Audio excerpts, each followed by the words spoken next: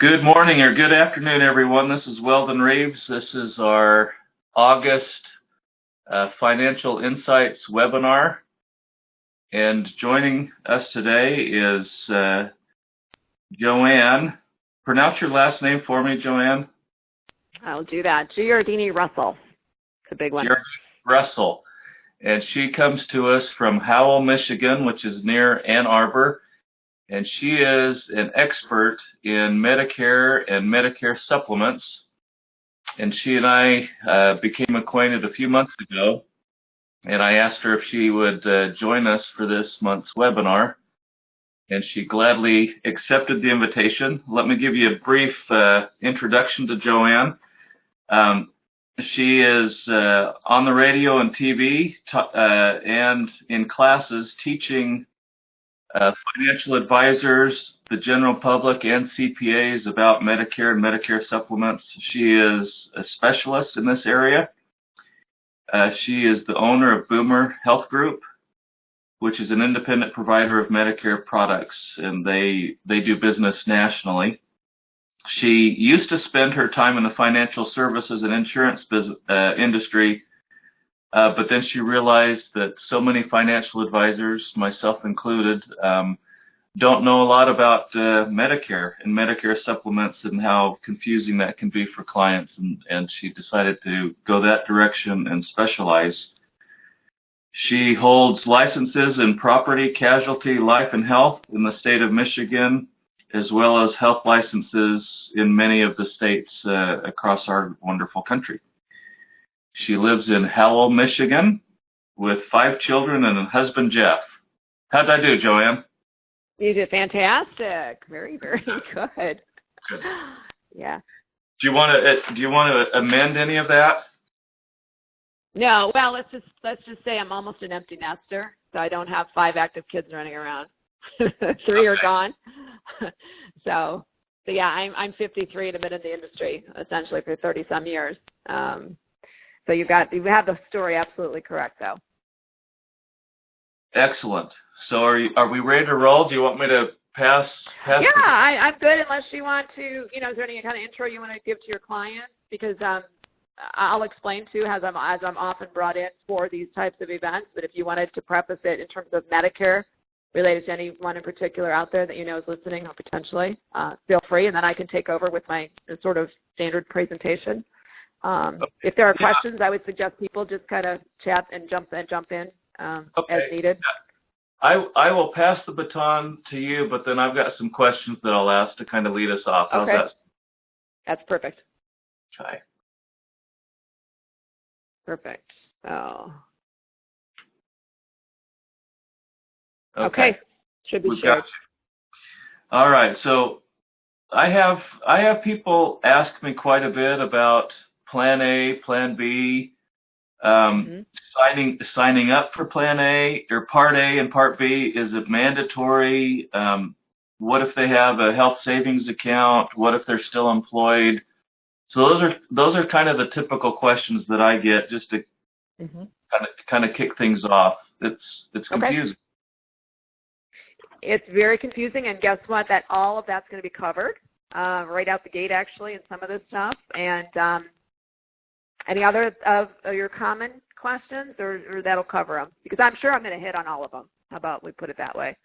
Okay, and then probably another question I get that I always wind up having to punt to the experts is, what's the difference between Medigap and Medicare Advantage? Love it. Love it. And you'll get that question answered as well. That's a big one. We spent a lot of time working on that one right there. So. Okay. So those are probably the 2 biggest questions that I hope we cover today. Okay. Fantastic. And like I said, if there's anyone out there that really has a specific questions, 1 of 2 things. You'll see a reference at the end of this to my personal information, emails. You can set up a consult. You can talk. I'll talk about how we work, but feel free to jump out with any of your own questions, because Medicare is highly, highly individualized. So you might not want to ask a personal situation here, or just something that we can't dive into in 30 seconds. All right. So I am going to touch on exactly those 4 things. I wrote those down, what Weldon brought up, and those are the everyday things that we deal with. So If we're good, I'll just go Joanne, ahead. let me throw out one more. And Okay. this is a common one too, is a lot of people think that, okay, I'm at the magic age of 65, therefore I'm going to retire and I'm going to lose my employer health coverage and now I have Medicare. Do I really need a Medigap or Medicare Advantage plan? Oh, okay. Okay. Well, it's interesting to hear that you get that question, and I hope most people aren't assuming they don't need that. So we'll talk about that too. So I'll add that as number 5 on my list, and just make sure we cover every single one of them. But we will. Okay. Awesome.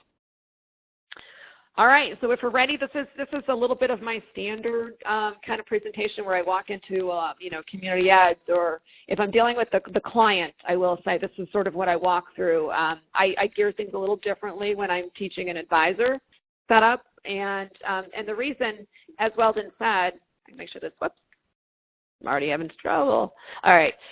My background, it really lends itself to how I got to Medicare and why I got to Medicare was I did spend 31 years in the traditional insurance industries of everything, malpractice, property casualty, life, disability, long-term care. So I have a lot of knowledge of insurance, and I actually like insurance, and I've just learned that my nature is pretty black and white. I kind of like rules and regulations that come with insurance. But in 2010, I sort of wandered into that financial field of Weldon's world, and I don't like it. I didn't enjoy it. I was really a co-captain to the financial planner cases, and I worked on the insurance side, and I got some licensing really just to be involved in the activities of the firm. I didn't really enjoy it. But then, this was just about 3 years ago, I was basically introduced to the fact that I didn't know anything about Medicare. And I stopped and I pivoted and I kind of looked at my firm, which had 25 advisors, and I realized I never heard really the words Medicare. Healthcare is, in my opinion, discussed by financial professionals, but it's typically related to maybe a long-term care sale or a life insurance policy with a chronic illness rider and things like that. I don't think it's handled very well by the industry. Smart, great advisors like Weldon will come along and pair up with somebody because he knows he doesn't have the specialization or the expertise. And I think that's just a smart thing to do as an industry. And I don't think our industry does a very good job with that. That being said, once I started with the Medicare, it was pretty instantly full-time. So now I have my own firm. We've got 5 agents that can be on the phone constantly. We're doing a lot of, exactly this, teaching the end user clients, but we're also teaching the financial community, the HR people, the CPAs, all of that. So I do the radio, I do TV, I do anything and any chance and opportunity I get to get out there and just blab about Medicare, that's what I do. So that's why we're here. So I am going to run through the mechanics of the system, starting with A and B, right? Just what you said, Weldon, how do you sign up? Where do I need to sign up? What do I need to do? The financial and the emotional toll of picking that wrong product. So that we'll dive into the differences between Medigap and Medicare Advantage. That's something that's not very well taught nor understood by people. And then really how to successfully navigate through the entire process, which I think agents traditionally just do a poor job as well. Funny that you asked the question, or you threw that out there, Weldon, of Part A and B, do I have to sign up? So I start when I walk into a financial firm, this is actually kind of comical to me, but it's not funny. I went to somebody last week, and 7 out of 7 advisors, I say, is Medicare's Part A mandatory at age 65? And I go around the table, 7 out of 7 said, yes, it's mandatory. The answer is no, it is not mandatory. So as soon as I say that and put that out there, the advisors kind of flip out and they schedule a seminar for 100 people. So it works well for us as a business, but it's amazing that 7 out of 7 get this wrong. And that is really pretty routine. They either confuse it with Part B and they think that's mandatory at 65, and that's not either. But A and B of Medicare is completely elective. There's nothing to say that you have to go and sign up. So people, what I then point out here with somebody, a reason to not sign up for Part A, because that's a follow-up question, and I'll get into the system too, A and B, right after this, but a reason to not sign up for Medicare's Part A is if you are contributing to a health savings account. So I will go back and touch on that, but that's one of the biggest reasons to do that. So that's where the advisors really should understand this stuff. But so let's just kind of back up to, what is Medicare? Medicare has two components, and it's Part A and Part B. And all it is our national healthcare system for those that are 65 and over, or they are on disability. Let's say we have a 47-year-old who goes on SSDI. They are then given Medicare after 24 months on Social Security for disability. So we do have people definitely under 65, but our focus in this whole hour really is going to be those over 65 and more traditional, approaching 65 in retirement. What do I need to do? What do I don't have to do? What can I do? Things like that. So breaking it down to Part A. Part A is really it's room and board. It's hospitalization coverage. It is skilled nursing, hospice care, but it's basically anything that's sort of brick and mortar and where your bed is lying and things like that. And there are deductibles related to this. There's co-pays. There's all this kind of stuff. I really don't get into identifying that a whole lot because what I do is we provide the product and the supplement that's going to cover those things for you. So just realize there's some co-pays if you need to use it. But, again, we're pairing it up with a product that's going to take care of that for you. Part A is generally free. So very infrequently will we find somebody that has to pay for Part A. If they need to, it's around $400 a month. But otherwise, if you've worked 10 years in, 40 quarters, 10 years in our system, you're going to get Part A for free. And I shouldn't say free because it's been in that on your paycheck for all those years with the Medicare tax, that little thing in the corner. That's been pre-funding basically your Part A coverage. And if you've, I hate to be sexist, but a wife that has stayed home for 40 years, you will get that through a spouse. So most of the time, truly people do sign up for Part A at 65 years old, and that's okay. And all it's going to do is supplement whatever else you have going, whether that's group insurance or Part B. The only thing I tell people beware is if you have a health savings account and you want to stay on employer coverage and it's a high deductible plan and you really like funding that health savings account, do not proactively go and get Part A of Medicare. Just don't do it. Stay away from Social Security. Don't even tell them you exist, and that's fine. Okay? Some people will still do it. I meet people all the time like, well, I'm 67, I'm still funding it, and I'm on Part A. It's fine. It's not my job. I'm not the IRS. I'm just telling you really shouldn't do that. So, the mechanics are just don't do that. Okay? One thing to point out with Part A, because skilled nursing is covered under this, people assume that Medicare is going to cover long-term care expenses, and it is not. So please, please, please, please, please get with your advisor here and talk about how are you going to handle long-term care. I was dealing with a client last night who she wrote, she's a single female, 66 years old, and she wrote at the bottom of the email, she said, I'm really disappointed in the firm that they don't have more of, a system or an expertise in this area. People really do want to hear about this as much as it's not an exciting topic or not one they want to face necessarily. They once they understand that Medicare is not going to pay for that, they want a solution. And in my opinion, the industry just needs to give that to them. So as the client, just know it doesn't cover long-term care expenses. It is designed to be rehab. It's designed to be your medical coverage, okay? Not designed for a 13-year stay with a dementia situation, okay? So Part B. Part B is the one that people hear about. You might get a penalty if you don't sign up on time. This is what they're talking about. This is Part B. When you think of Part B, I kind of like to think of it as just replacing maybe Blue Cross or United Healthcare in your brain. Just think of it as your medical premium, because that's really all it is. This is the part for doctors and for hospitals in terms of, CAT scans and MRIs and chemotherapy and radiation and things like that. That's what Part B is. So there's a cost to it, just like there's a cost to a Blue Cross plan. There's a cost to Medicare's Part B. So there's nothing that says you have to go out and get it unless there's a number of situations that you do have to get it, and we'll run through that after that. But Part B is just elective primarily, but it's your doctor portion. So it is going to pay between Part A and Part B. Those two components are going to pay 80% of your health care. So the question, your fifth question, well, then when I'm 65, I'm retiring, I'm going to go get A and B, I'm going to pay for Part B, that's great. 80% is the magic number. 20% is exposed. So that person who decides that they don't really need a supplement, and actually we just ran into two of them in North Carolina yesterday, and I'm still not convinced that they don't have anything else because we really don't see this too often, but these people are 75 and 80 years old, and apparently they have nothing but A and B. One is COPD and some chronic conditions, so I'm thinking they've been paying a big bill to somebody for their 20%. Yeah. And the 20% for Medicare, it's not capped.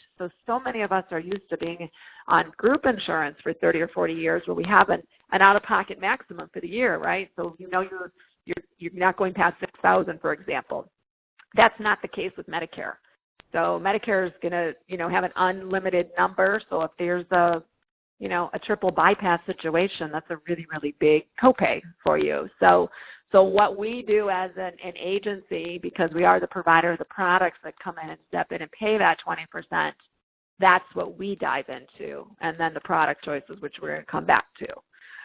Just a note on health savings accounts again, you can use those to pay your Part B premium.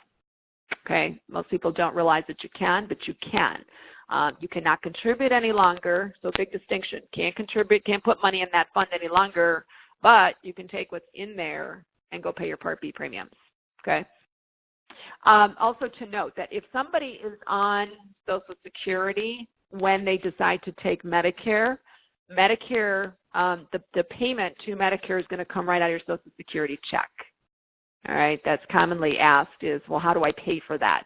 If you're one of those people that now you're 66, 67, and then you haven't taken Social Security yet, and you decide to get Medicare, they will bill you quarterly. The Social Security Administration is going to bill them quarterly to go and pay for their health insurance. So again, just kind of think of it in your head as it's Blue Cross, it's whatever. It's just Medicare now.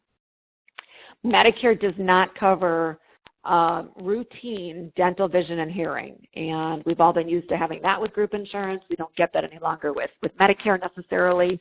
You get a little bit thrown in with the Medicare Advantage plan, but typically not. But Medicare is still going to cover things like cataracts, glaucoma, big, that are medically related, but they're not going to cover the routine things anymore. And when you think about it, Medicare was born in 1965, and I was as well, but it wasn't designed for people living till age 100 like they are today. So it wasn't designed for 96-year-old ears, et cetera, et cetera.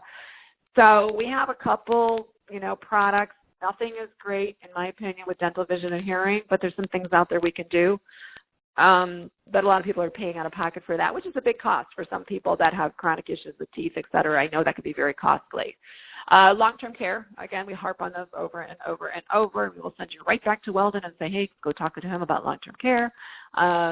Medical evacuation, what that really means here is if you had a heart issue in another country and you needed to be sent back home, Medicare is basically going to cover your emergency elsewhere, but getting back home to the States is going to be on you.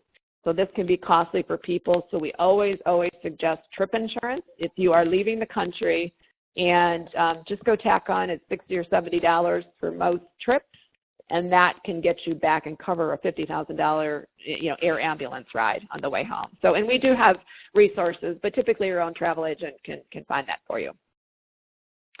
Okay, so Medicare is not automatic when you turn 65. This form comes from the Social Security Administration. I'm sure several of you out there have seen it. This is mistake number one in terms of it comes from Social Security, so it shows up in your doorstep. It's from our government, so you think it's accurate, if you will. And I'm not saying it's inaccurate. It just has a little bit of omission in here. And one thing to just know out the gate is that Social Security is not Medicare. Medicare is not Social Security. So I have a friend in Michigan here. She's been with Social Security Administration for 27 years. So commonly we're on the same speaking roster, and she gets up and says, hey, I don't know anything about Medicare.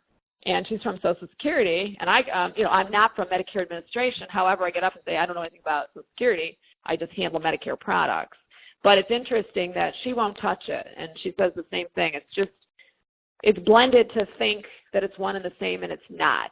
Now, the payments that you make for Medicare go to Social Security, so it's all pretty confusing.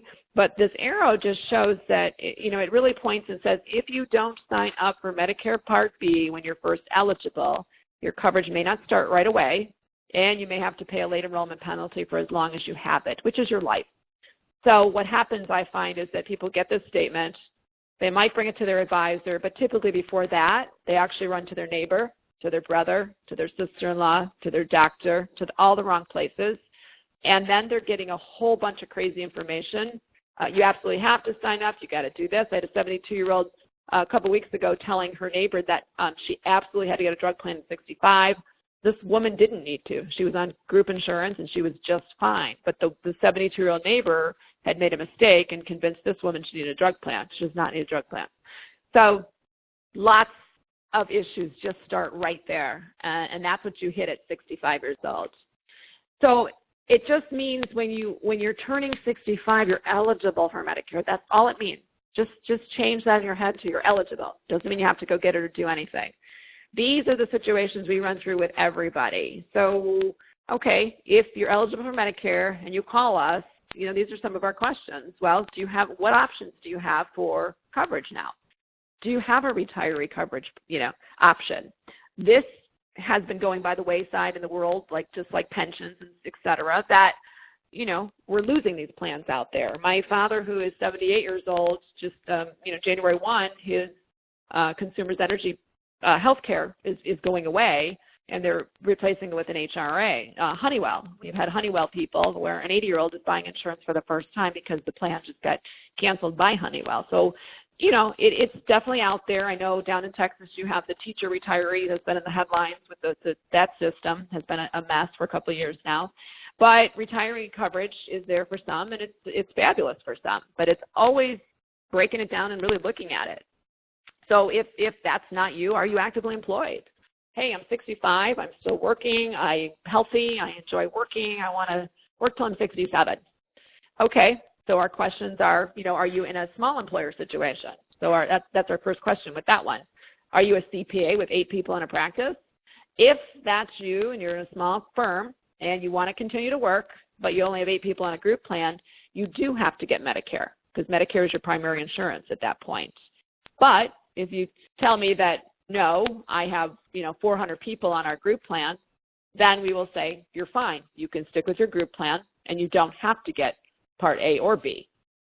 So again, the second, number 2 here, actively employed in a large, like GM up here, you don't have to do anything. But number 3, if you're in a CPA firm that's small, so 20 and under is the trigger point, then those people do have to get Medicare. So you can see why this is really kind of messed up by professionals out there. Marketplace, ACA, Obamacare, whatever you want to call it, it's all the same stuff, if you will. But those are a little different because you have to be on Medicare as well. You're not allowed to stay on the marketplace plan. But the odd thing with this is that they're allowed to renew, which baffles me because they all have a date of birth in the system, but these people will meet people on marketplace at 67, 68 years old. And the agent hasn't told them that they shouldn't be on that. They have to have, Medicare. The system lets them stay in. They keep renewing, but that's not appropriate. So every person we see with ACA, marketplace, you get them right off and go to Medicare. So COBRA, this is the last thing that we have a lot of issues lately with COBRA. COBRA, so you're laid off, you're whatever situation, terminated, you possibly have COBRA for 18 months with you and a spouse. Let's say you're 64 and a half and your COBRA starts. When you turn 65, do not stay on the COBRA. Get off the COBRA. People tend to think that this is just like active, insurance, active group coverage. It's not. It is not recognized by Medicare as creditable coverage, and truly Medicare is primary. So in situation 3 and situation 5, when I'm talking about Medicare being primary to another insurance policy, what I'm talking about is if there's an issue, a medical issue, they will bill Medicare first because it's just, hey, if you're on COBRA, first in line is Medicare. If you're a 20 and under employer, first in line is Medicare. So your hospital and such will actually bill Medicare first. And if you don't have Part B, and A, but A, more likely B, you're in trouble. So we're hearing lots more about claim denials that are happening because the person on COBRA isn't aware of what's going on. So, we had a 69-year-old last week who's been on COBRA since February. He had no idea. So, boom, we have to sign him, get him off COBRA, and get him into Medicare. Most of the time, too, I will say, COBRA premiums are high. So, problem is they just need to check and get off just even for financially. It's just cheaper. It's cheaper and better coverage to do Medicare, and you'll see the pricing coming up. So when somebody needs Medicare, like I said before, here's where we're going for advice. Your best friend, don't go to these people, please, please, please. Your doctor, we have doctors, call us. They're smart people. They're brilliant. They just don't know Medicare. Social Security Administration, a lot of incorrect information comes out of those places. And then oftentimes, just like this, the financial person, the CPA, HR, these people are not designed basically to be giving Medicare advice. And that's really why we built what we built and why we do what we do. Okay, so when somebody then says, okay, I need to sign up for Medicare, this is how crazy our world gets. We, have our industry jargon of an IEP, an SEP, and a GEP. So I'm just going to break those down for you. Some aren't important, but some are. So you've probably all seen this. This is when can you enroll in Medicare? And I think a lot of people are aware of this because I hear it constantly where, my 3 months before, my 3 months after, and the month of my birthday. So fine and dandy, it sounds really easy, and it kind of is until you need it at a certain time. So this is where when someone says, hey, do I get Part A and B, we have to back up with that whole story. Well, what's the plan? What are you going to do? Because if you don't, this is what can happen. So this is a real-life person that I'm dealing with right now. Her birthday is in August. So I have that highlighted in August in the orange, and I don't know if you can see my cursor, but right here, her birthday is in August. She is turning 65, and she's retiring at the same time. So what we're doing is she wants her coverage to start November 1st because of her retirement. Her group coverage is going to be ending. So if we handled this just like every other agent, in my opinion, out there, we're just going to say, hey, go sign up in your 7 months, your 3 months before, after, during. Call me when you're done, and we'll set up your product. If I did that and she just had that blur of 7 months in her head, she might go in here in October and go in to sign up for her Part B with Medicare, A and B. And all of a sudden you can see if she enrolled in that month of October, her coverage would not start until 2 months after November, which would be January 1st. So therefore, she's got a gap of November and December with her Medicare. And then, then you're talking, do I scramble and go back to work and try and get that extended, or do I go to market? What do? You're technically not supposed to be on Marketplace. It's just a mess. So that's what the Social Security book, that little paragraph before was actually alluding to, that your coverage may be delayed in starting. So people really aren't that clear on that stuff. If we talk to somebody that we know November 1st needs Medicare, we just tell them, look, go online right now. Go early on, because if you do any of these months right here, it's going to start November 1st, and you're good. All right, so that's where it gets kind of squirrely. So just my 2 cents is just don't. It's not that easy. Run it by somebody that knows something. I think I see audio is off for me. Viewer 20 has an audio off, and I don't know how to fix that, Weldon. Yeah, I just sent them a chat back asking if they're using computer audio or if they've called in. Okay, great. Okay. They're muted, but they ought to hear us. Okay. All right, then I just saw the chat go away. Okay, so when you get to Part B as well, this is part of our conversation with you, and really your advisor a lot of times, so hopefully, is talking about this too. So how much am I going to pay for Part B? A lot of people arrive on the doorstep of Medicare and they think it's free, and it's not free. It's far from free. And it goes by your modified adjusted gross, and it goes by your tax return, and it's joint. So a lot of people will say, is it solo or joint? It's absolutely joint. And these are the brackets for this year. So these are 2018 brackets. And if you look at the lowest level, $170,000 on a joint tax return or less is $134 per person. So you've got joint filing and 2 people each paying $134. And this is based on modified adjusted gross income. And it's always a rolling 2-year look back. So this year, 2017 tax returns are going to float over to the Social Security Administration. January 1, new notes will come out saying, hey, this is your new pricing for next year. So there's also, you can see surcharges built in. So as you go up the tier, anybody on a filing a joint tax return over $320,000, those people are going to pay $428 per month per person for Medicare, Part B only. And I do have a note on the bottom that says plus Part D IRMA. So IRMA just means it's an income-related monthly adjustment amount, and it just means a tax, surcharge, whatever you want to call it. We call it IRMA. But there is also a Part D component, so the person in the top bracket of Medicare Part B is also going to pay the top Medicare Part D premium. That's the drug plan. So that really surprises a lot of people when they get there. I will say the coverage can be built to be wonderful, wonderful coverage. It's not, it's not equivalent to $1,200 a month that group insurance people are paying. So I kind of look at it as, even if you're paying in the top tier, it's still pretty inexpensive for the really good coverage that it is. But anyway, it's just not free. So there's a lot of explaining to do with that. Let me just talk about one thing here too. So yes. Can I interrupt right here?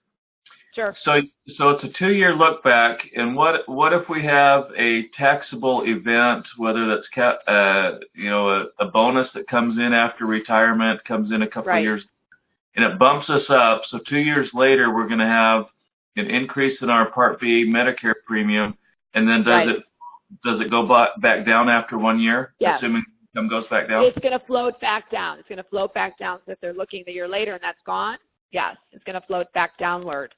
What can happen, however, is let's say someone's approaching maybe the sale of a business during retirement. You might want to look at these charts and try and estimate the modified adjusted gross going forward. So maybe you break it up and structure it in a different way if you know about this ahead of time. That's why when I'm talking to the advisor community, we're talking about trying to cash flow this appropriately, right?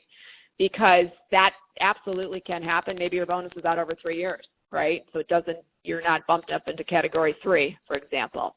But yes, eventually it's going to catch back up when the income's not in the next year. It's going to go back down. But it's always a 2-year look back. Here's the situation why I wanted to come back to this is you can appeal Part B premiums. So if somebody, so a great example is last January, I had a guy in Florida who retired from Marriott Corporation, $500,000 income, married. He goes to get Medicare, and he calls, and he says, oh, my gosh, it's $428. I said, well, tell me what's going on. He goes, well, I retired December 31st. I said, so, okay, you retired. Is your income going to be under $170,000 going forward? He said, absolutely. Okay.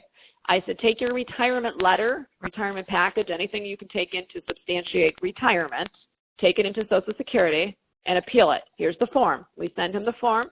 He did exactly what he was instructed to do. He called me the next day, and on the spot, it was reduced from $428 down to $134. Oh, awesome. So that's big, right? So it didn't wait 2 years to flow through.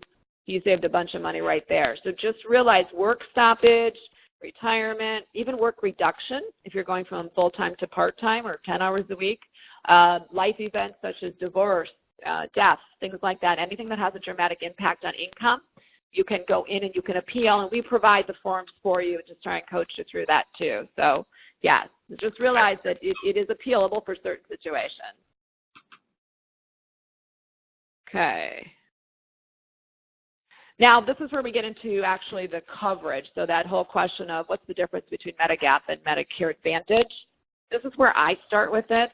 This is the Medicare New Handbook. So I walk into every class and just pull this up. Everybody has their booklet. They just don't read the booklet necessarily, but this is page 5.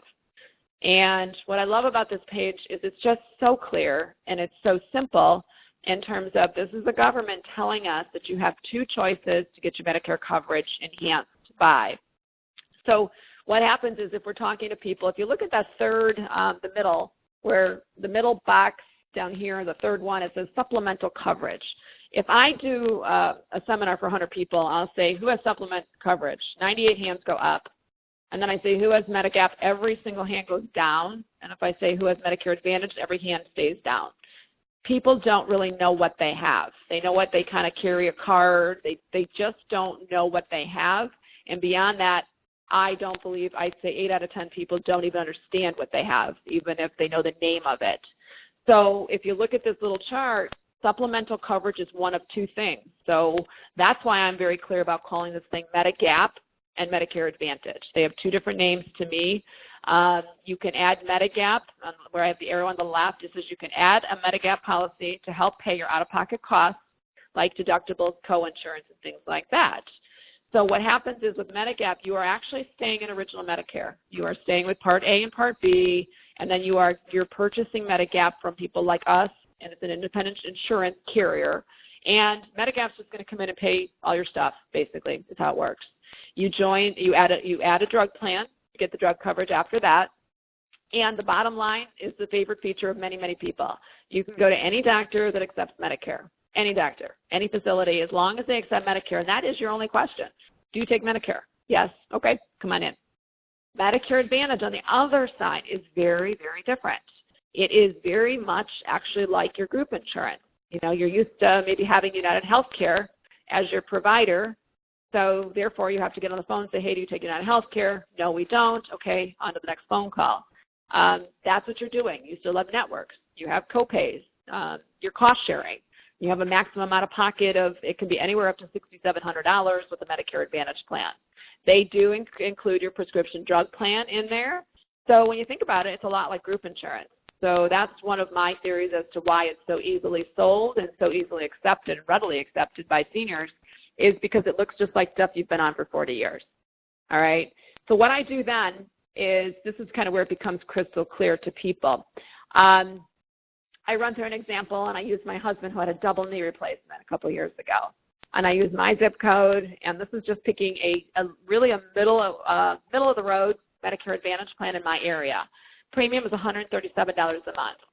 So remember that whatever you pick, I don't care if it's Medigap or Medicare Advantage, both of those plans, you're still paying your Part B premium to Medicare. So that doesn't change at all. So this is just your supplement style, okay? So running through the example, so this is Medicare Advantage. If my husband had this plan when he had the knee replacement, he would have gone to his primary doctor once or twice, paid $15 once or twice for that visit. He would have gone to a specialist if he found out the specialist participated with this plan, paid them $35 each time he saw that person. He had about 20 sessions of physical therapy. He would have paid $30 each time he did that. He was actually in the hospital because it was a double. He was in for 6 nights. He would have paid $205 per night. But the carrier comes along and says, well, don't worry about it. At $3,800, which is your maximum out of pocket on the right side, you're good. You're fine. You're done. You don't have to pay anymore. So that's fine, and that's what we're used to, right, from our traditional health coverage at work. So there are zero premium plans. So to be fair, I introduced a zero. So this is somebody who says, I don't want to pay anything for it. I refuse to buy it. Fine, you can have one of those. Your copays can be a little higher in some cases, and the maximum out of pocket is higher at $4,700. Now we compare all of those things to Medigap. So Medigap is same zip code, big carrier. It's something in this case called a Plan G.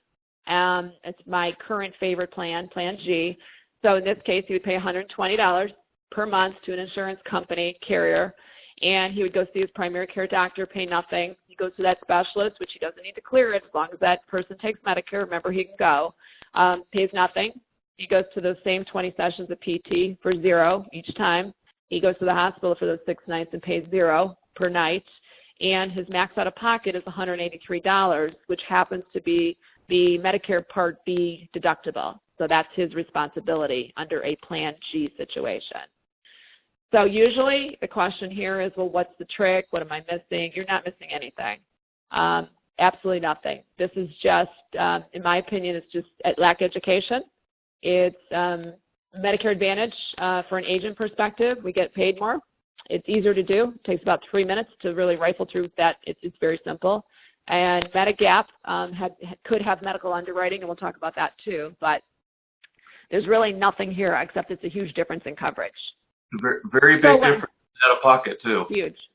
Huge out of pocket, huge. I mean, I have people I know, lots of people with triple bypasses that have paid absolutely nothing, or maybe $183. Wow. Yep. Or people that have cancer. So cancer, for example, with a Medicare Advantage plan, most Medicare Advantage plans require the client insured to pay 20% of chemo and radiation charges. that could be enormous right there. And that doesn't go towards the maximum out-of-pocket. Oh, wow. I didn't know that. That's a big deal, right? So that's huge. So I have people with cancer that come to me, and this actually leads us right into this kind of a story. I have people that come and they hear us talk about Medigap, and they say, I want that. I have cancer. I hate this thing. I'm paying $12,000 a year. I can't give them Medigap because Medigap, when you are new to Part B, Medicare does reintroduce in our world pre-existing conditions. So we are all so used to Obamacare and ACA where there's no pre-existing conditions anymore, but there are with Medicare. So what happens is when somebody is new to Part B of Medicare, and I don't care if they're 70 years old or 65 years old or 68 years old, it doesn't matter. It's that new to Part B component. They, by legal federal law, they have the right to get Medigap, which is the better coverage or richer coverage. They can come to us and they can get that, no questions asked about their health. They have a 6-month window to do so. So we have caught people with 2 days left in their window that have cancer, didn't understand. They may have just gotten Part B because their neighbor said and scared them into getting it. They don't know why they did it. If they don't do it properly, it can really, really hurt some people. So it is a big decision to get Part B. So again, someone can come to me with terminal illnesses, and I have them on the books. They are terminal, but I can give them Medigap because the Part B is so new to them. So hopefully that's pretty clear. It can be confusing, but Part B of Medicare is a big deal. Part A, if you get it or don't get it or don't need it, it's not a big deal. It's not going to hurt you. Part B is such a big deal. So that's hopefully, if anything you can take away that. Okay. So let me ask a clarifying question there, Joanne. So with the pre-existing condition, that's if we don't get Part B right when we turn 65 and get it. But if we have a pre-existing condition and we've just now become eligible for Medicare at age 65 and we sign up for Part B at 65, we avoid the pre-existing condition clauses. Is that what you're saying? Right. So if that person has decided at 65 to just be done working and then wanted Medicare and they have cancer, let's say I'm done early, I'm going to retire because I have cancer, and I want really good coverage being Medigap, you can get it because you have that 6-month window starting when you're turning 65. Okay. But I have, an example. I've got a 68-year-old right now that we've talked over the last couple of years. He was going to stay working, stay on the group insurance. His health was okay. Well, his health has changed. Now he's got a prostate cancer issue, and he wants back surgery done, but he wants to pick his doctors, and he can't do that under the group plan. So now he is going to – so remember, after you go past 65, too, you have the option always to jump out to Medicare and Part B. So I think that's misunderstood, too. People think you have to stay on the group insurance, and you do not. You have the ability – it's called a special election period – that you can come off that group plan anytime. So that's what this gentleman is going to do.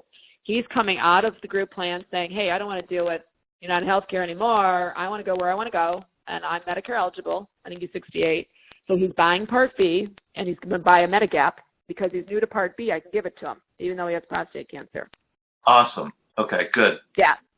So it's very important to note that a lot of times we just say, look, call if your health changes, call if your retirement plan changes, call us if something changes in your world, and we get those phone calls. So people that think they're going to retire in 5 years, it might change in 8 months for whatever reason, and then they're back on the horn saying, okay, you know what, I'm just hanging it up, and I need Medigap. So, yes, and health is a big thing. So always keep your ears peeled for health issues. Yep, okay. Okay, so here's what we hear about Medigap and Medicare Advantage just from what we hear from people and dealing with them. The people that want choices of doctors and physicians, somebody that absolutely wants to be treated at MD Anderson right now. So we just gave her Medigap and she can go. Travel within the United States, that's fine. If you want to go live in Arizona 6 months of the year and Michigan the other part of the year, you can establish 2 primary care doctors, and that's okay. Not that easy to do with Medicare Advantage. Budgeting, just as you pointed out, it's great for budgeting. We just know it's $125 times 12 plus $183. No matter what happens to me, that's my cost. Group Medigap, I'm really not going to touch on other than it's fabulous for retirement systems and corporate people, but there's ways we can put and bundle this in a group situation. Medicare Advantage, the things we hear about that, these are people that can't afford Medigap, and that's okay because there's a lot of people out there that cannot afford an extra $125 a month. So those are more appropriate for a zero premium Advantage plan. At least they have that financial cap. At least we've installed a $5,000 primarily a cap for them versus that 20% that's open-ended from Medicare.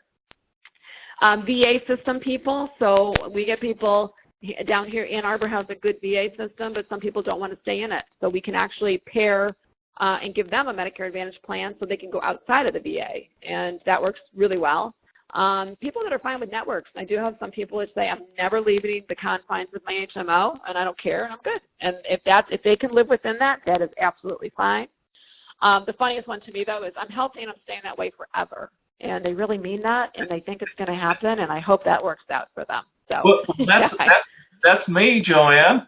Isn't it? Well, good luck to you. I hope it works out. I do have a question that popped up from John. Are providers that accept Medicare limited? I think you're meaning in numbers, but 96% of the country, physicians take Medicare, and 99% of facilities take Medicare. So I think that's what you're alluding to. But it's generically, you're now the biggest network in the country if you choose Medigap. Now, there are some areas in the country, Denver has a unique situation, or Kaiser out in California, that they may only take their own Medicare Advantage plan that they created. And if you live in that area, then it's unfortunately, it's a rotten thing you have to pick. To give up a Medigap to just go take that system's plan. But generically, like I said, 96 to 99% of the country takes Medicare. And your only question, John, is do you take Medicare? That's it. So hopefully that answered that. Up there, little travel plans. If you're not traveling, if you're just staying in your area and never leaving Michigan, that's fine. If you're going to do a Medicare Advantage, we do like to pair them with an indemnity plan. What that means is just, if we know you're going to pay $205 a night when you go into the hospital, let's pair it with a plan that if it happens, it kicks out $205 a night for you in your checkbook. So that's an okay way to do it too. This is the reason I truly think Medicare Advantage, going back to that, is so sold, and this is Crane in Detroit. But on the right-hand side, these plans, profit record highs. It's all money. So all of these plans, Priority Health, Meridian, these are in my backyard. We do these plans when we need to, when we think it's appropriate. We'll definitely write them, but I really don't like to. And it's just a whole bunch of money going to these carriers. The reason is that the government actually funds these Medicare plans. So the government is actually paying Blue Cross, Priority Health, Meridian, all these folks. They're paying them $800-900 a month to manage your care. So therefore, you're kind of selling your soul to the carrier to come up with the rules and regulations and networks and copays and such. Again, it's much like group insurance. Looks just like you had it. So an agent can come along and just say, well, heck, instead of paying $800 a month for that Obamacare, gosh, we got you this for, $86 or $110 a month, and it's got lower copays. So people just light up like, oh my gosh, this is fantastic.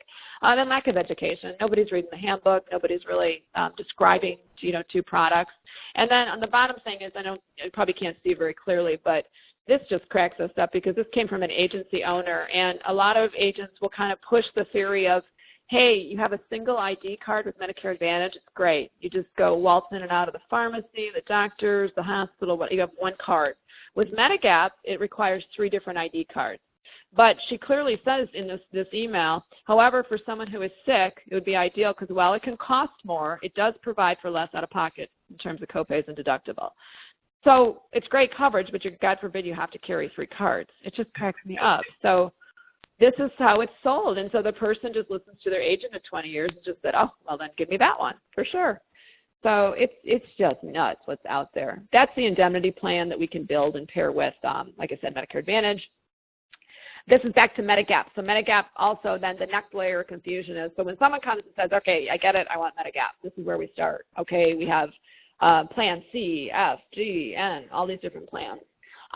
If you're talking to people out there that have Medigap, think of your parents, your 85-year-old that says, it pays everything, I absolutely love it.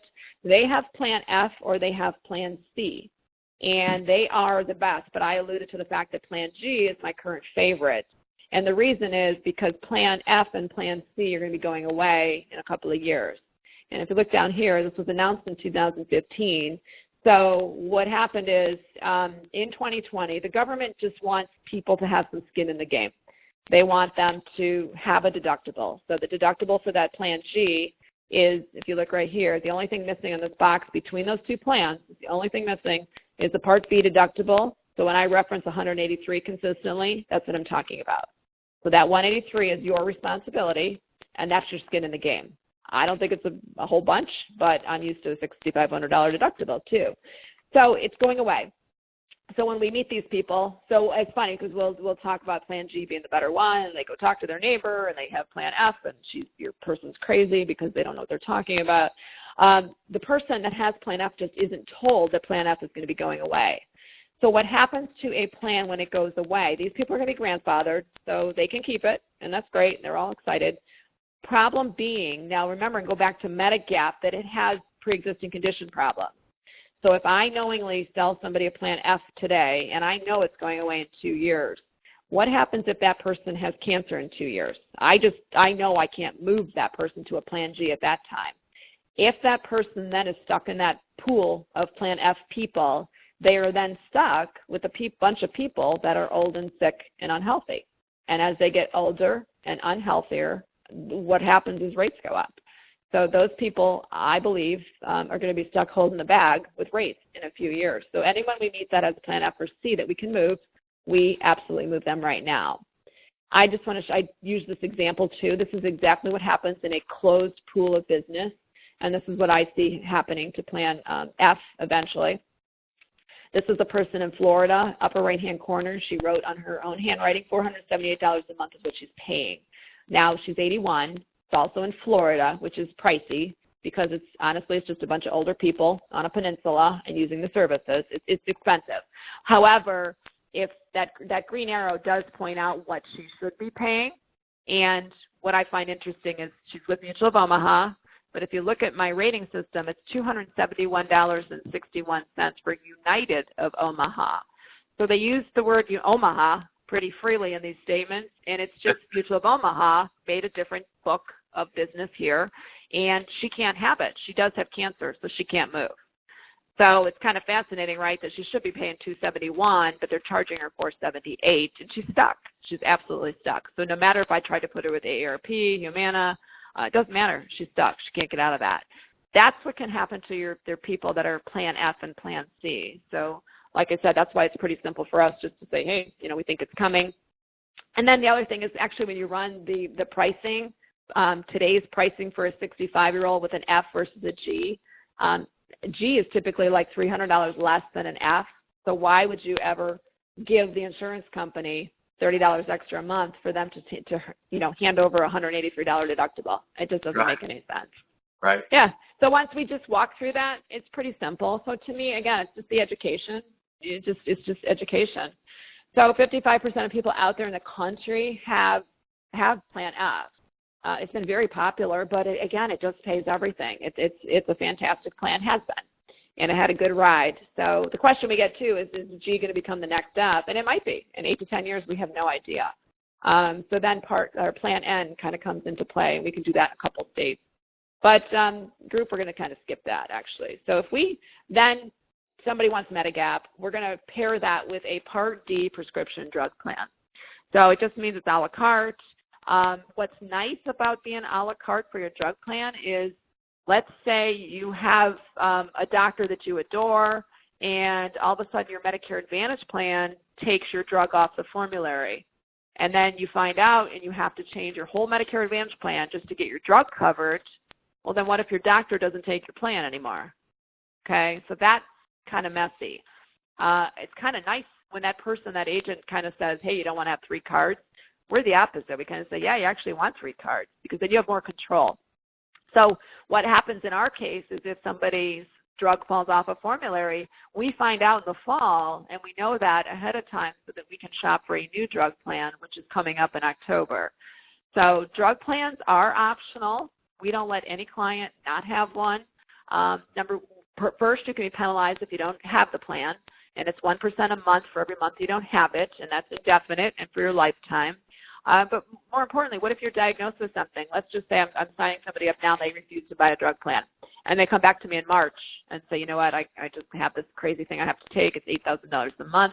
If they do that, I cannot next March go give them a drug plan. I have to wait till October of 2019 to sign them up for a plan that will start January 1 of 2020. So they've gone 8-9 months paying out of pocket with no drug plan. It's crazy. So the least expensive plan we have in Michigan is at $12.60, and that's just all different pricing across the country. It's just zip code driven based on the drugs you take. Another thing to mention here is if you have a Part D plan and you're talking to friends and family, or you see the United Healthcare commercial and it says, well, we don't have a deductible on our drug plan, don't get suckered into thinking it's any better than your plan. Shop. You can call. We do, as a service for non-clients, charge $50 to run the drug plans because we usually save hundreds and hundreds or possibly thousands. But have somebody do your drug plan if you don't know how to do it. Just don't listen to neighbors, friends, and family. That's the worst, or the TV even, because these companies are really, really designed just to take your money. I know you probably all believe that too, but the pharmaceuticals are really good at changing preferred pharmacies, or just the stuff that falls off your formulary. You're just not paying attention. And we have an example of that. So we met this guy right here in February, and this is what happened. So this person, again, we met him in February. So he just, as a courtesy, was a seminar. We ran him a drug plan. And we, last year, had we met him last fall, we would have moved him into the plan on the right, which is the Humana Enhanced Prescription Drug Plan. And he would have paid, and he's on a lot of high meds, expensive medications too, but he would have paid out of pocket for the January point to today. So it just gives you an estimate of what you will pay for your plan premium and the cost at Walgreens where he went. $4,200 on the right-hand side. He didn't do that. He stayed with his prescription blue, which is the Blue Cross option B, because he'd been in this plan for 5 years, didn't know you should shop it. This is what happened. So he pays a monthly premium of $102.60, but look at his January enrollment. His entire plan cost for the year, $14,652, $10,000 swing. So that's what happens when people don't shop their drug plans. It's insane. But they just think, well, it's Blue Cross and I've had it forever, and they just don't check. So we see that a lot. So moral of that story is just shop your drug plans. Only 13% of seniors actually check their drug plans every year and change them. So the industry knows that, and they love it.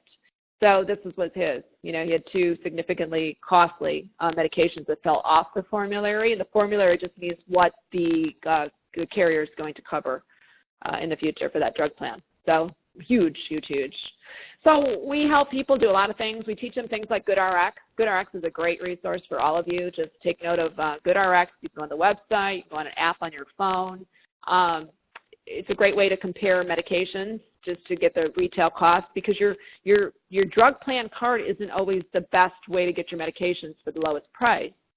So we teach people that you really need to walk into your pharmacist and ask for cash pricing. Give them GoodRx. Ask what's the best way to get my prescription, because your drug plan that you sign up for, and this could even be commercial in your work insurance, it's not always the best. It's pretty amazing, but pharmacists actually have what we call gag orders, where they're not allowed to tell you the cheapest way to secure that medication, but if you ask, they are allowed to tell you. It's crazy, but that happens in Ohio. They've outlawed that, which is phenomenal. They're trying to do that in other states.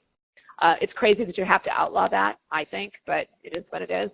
RX Help Centers, that's just like an advocacy service. So we start to know people around the country that do a lot of really cool things. So I had a guy that was taking a $9,000 a month drug. They got it for him for $50 a month. Great. Specialty pharmacies, we also know of Canada Drugs. We're very close to Canada, so we actually have pharmacies in the state of Michigan that are Canadian. So we can, I can steer people there. Cash pricing, we're always trying to teach that. But it's really just the transparency of the entire industry. Just know what you're getting. Even some procedures. We know MRI places here in Michigan that can do a knee MRI for $300 versus $2,500, literally walking into your doctor's office. So even though I just tried to show you that Medicare, I can make it feel really free for you and great coverage, I still want you to be cognizant of pricing, because it helps all of us, because the healthcare industry is just insane, in my opinion. So this is another example of insanity. This is GoodRx's platform. So what you're seeing is the GoodRx website. And this drug, I did a lunch and learn not too long ago for a company, and I said, has anyone heard of Duexis?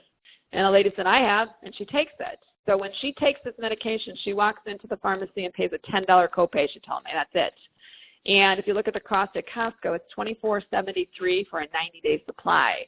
This is the crazy part, though. Look what it's made up of. It's a specialty drug made up of two things. One is ibuprofen, and one is generic Pepcid for acid reflux. That over-the-counter, we're talking $10, $15 a month. So because it's combined into two things, they're allowed to charge $2,700 at Costco for a 90-day supply. Wow. So this stuff is just crazy. Yes, absolutely, absolutely. It's crazy, crazy. So just to be aware of that. So then, okay, so timing of everything. What do I do? So a lot of people go through this stuff, and they're like, well, you know what? I have an Advantage plan. I don't want it anymore. I want Medigap. What do I do? Well, right around the corner is the time, starting October 15th until December 7th, where you can get out of that Medicare Advantage plan. You will have to answer medical questions for Medigap, and if you pass, you get that coverage starting January 1st. So we do Medigap, and we pair it with the drug plan. When I say medically qualify, I don't want to scare people, too, thinking it's that hard, because if you have cholesterol issues or blood pressure or even weight or, you know, had a knee replacement 2 years ago, or even a pacemaker 7 years ago, you're fine. If you had a stroke 2 months ago, if you had a cancer diagnosis recently, if you have ALS or COPD, things like that, you are not going to be qualified. But they're looking for significant things. So, you know, borderline, sometimes it's surprising who we think gets approved. Kidneys and livers are always tough, but things like that. But give it a shot, or just call and, you know, you just talk it through. But this is your time zone coming up. We have a whole list of people that we need to get with. Basically, we can't even submit the application until October 15th, but we get them ready and get everybody approved by January 1st and get the drug plan in place. And Medicare, so Medigap, if you're hearing this and you know your friend or somebody has a Plan F and you're going to go tell them something about this, they can change any day of the year. They can call me today and they're done. They're good, okay? So I wish the industry kind of spread that out for us, because we're crazy in the fall. We're trying to handle Medicare Advantage people, but Medigap is every year, every day of the year. If somebody wants to change, so we do have some people on Medicare Advantage plans. If our people want to change to a different Medicare Advantage plan, because those plans change every year, because they're plans, they just get new documents, new numbers that come out January 1, a lot like your group insurance. They change a lot, so therefore we can change them during that window as well. Well, then, like you said, you've got somebody that has nothing. If they have just A and B and they didn't know to do this, and Medicare Advantage is appealing, that's fine, but we can't do that till October 15th, until that window opens. If they want Medigap now, they can get that, but they have to wait on Medicare Advantage. So that's how that works. This is how we work, essentially. It's like we're pretty virtual, and it works really well. You can jump on our website, and there's a Consult Now button in the corner on the upper right, and you just type in your information. You know, who do we thank for referring? You put Weldon's name in, and then you just give us your story if you choose to. It's nice because we can have our head in the phone call as soon as we connect with you. We will call you exactly on the buzzer of the phone call time. But it could be, you know, I'm turning 66 and I didn't do anything yet, and I want to leave my group plan, don't have any options, and what should I get? That kind of thing. So it's nice, the information, but all you have to put in is your email address and your phone number, and we will connect with you. We do a lot of, you know, newsletter things, mailing rosters. We don't sell your name. We don't hound you. I'm sure if you're turning 65 up there, you're laughing at how many phone calls you're not laughing because it's not funny, but you're hounded incredibly with mailers and phone calls. We don't do that. We don't do any of that. We are 100% referral, which is great because we're doing exactly this. We're dealing with your financial professional, and he's introducing us to clients. So start doing that across the country. You know, we're busy. So we don't have to do that. We're not going to sell your information. We're a resource. You know, truly, that's the office line. You can call and schedule an appointment like that. You can route to your particular agent. Here's who we have right now working in Michigan. One person does under 65 healthcare, but only in Michigan, because once in a while we need that where somebody is, say a spouse is 63 and, you know, husband's turning 65 and doing Medicare. Middle one is my daughter. She's 23. She handles the west side of the state for us for Medicare now. She loves it. Believe it or not, having a 23-year-old loving Medicare is kind of funny. This is my contact information. Feel free, like I said at the beginning, to just, you know, my mobile number's on there. I'm absolutely open to, you know, texting and phone calls, and, in anything. I really love this industry. My son says it best. He's 25, and he just said, people in Medicare, they appreciate the help. They need the help. They want the help, and they listen to you. It's like it really is a really rewarding spot, I think, in the financial world, because like I said, I've been through all of it, and boy, is it lacking out there. So we really enjoy what we do. So I really seriously stress, just yell with a question. And there is no fee, too. So that's a common question, too. There is no fee for any of Weldon's clients. It's not because we think he's great. It's just we don't charge fees. We are paid by insurance carriers. So just a heads up, like if you were just to hear all this and then go online to UnitedHealthcare and sign up for a Plan G, you can do that, but realize you don't have an agent.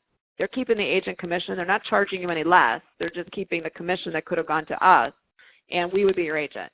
So there's no fee in doing what we do. It's a lot like your home and auto carriers where the fee comes in the insurance company. So that's how it works. I don't see any questions unless there's going to be some piping up here. Anything that came up question-wise, Weldon, for you? No, this has been very, very informative. I've learned a lot. I know that the 22 or 23 people that have joined us for this webinar have learned a lot and appreciate it. We have been recording this. We will post it to our website. This last screen that you've got is wonderful. I was going to ask you, well, how do people get in touch with you? And you answered that question before I even had a chance to ask it. Good. I think we have it down. Awesome. Okay. Good. Well,